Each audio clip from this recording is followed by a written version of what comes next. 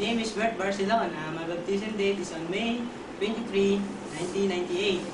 And our missionaries is Elder Wiebel and Elder Blackner. I'm studying at Apolinario Arcibay School of Fisheries, Pananas, Batangas. I am third year college, taking a Bachelor of Secondary Education, major in English. And my mother's name is Susan Benson Barcelon, and my my name is Reynaldo Barcelon.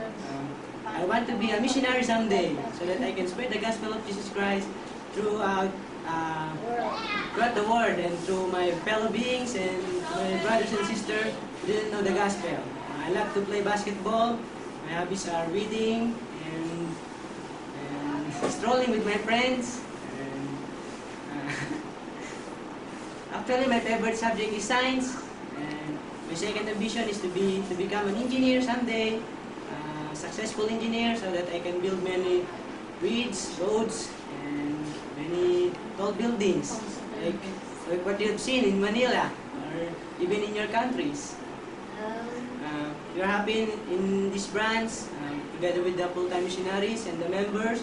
The members here are very supportive, and they are very kind and generous. And they love being with each other, talking everything. Not gossip, but talking everything. I don't know what to say. Okay lang.